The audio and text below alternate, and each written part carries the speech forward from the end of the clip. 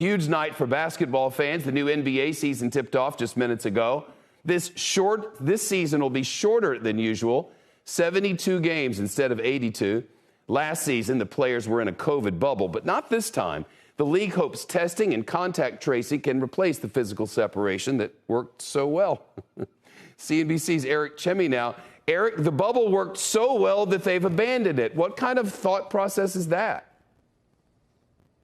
Hey, Shep, so remember the bubble, that was just there to end the season. They just had to get through a few regular season games, get through the playoffs. They didn't even bring all the teams into the bubble. This is a different story. They got to go 7 months. This is going to be a long situation.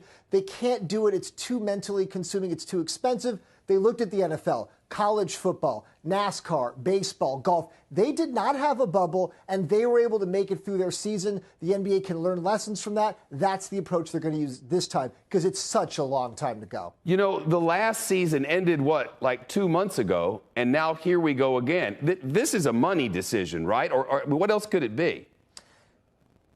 So part of it is money, because they're going to get about 60% of the revenues they would normally get because there are no fans in the stands for the most part. They get that TV money. They'll get most of a season, and this is not about this year. This is about a year from now because you're right. They're 2 months behind. The season is supposed to start in October. We're now here looking at Christmas. They need to just jam this season in so that next year they can start back on time again in October with a vaccine, with fans, get back to normal. This year, we just got to get through it. We'll see you next year for real. So that's part of the money picture. And the other part, Eric, seems to be expansion. The commissioner called it manifest destiny expansion. What's that about? So right now, the NBA, they've got 30 teams, but they could go a little bit more, right? The NFL has 32 teams. It's all about supply and demand. They need to have higher supply of games. They need to sell more games. That's their product. They want to sell games for TV shows. So you can't add any more games. You can't expand the playoffs. The only way that you can get more supply, you add more teams. Then all of a sudden there's more games to sell. You get more money from those TV media contracts. And by the way, if you're an owner and you want to buy an expansion team, that's a $1 billion check you're writing to all the other NBA owners. So each of the other owners, they're getting $30 million in their pocket.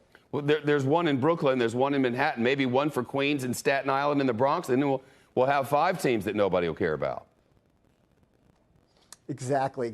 Bring another one to New Jersey, like the old Nets, right? You could have teams all over the place. Have one in Mississippi over by your neck of the woods. Sure, we could use 3 or 4 of them down there. That'd be fantastic, especially in an era where nobody can even go indoors. It's just genius moves.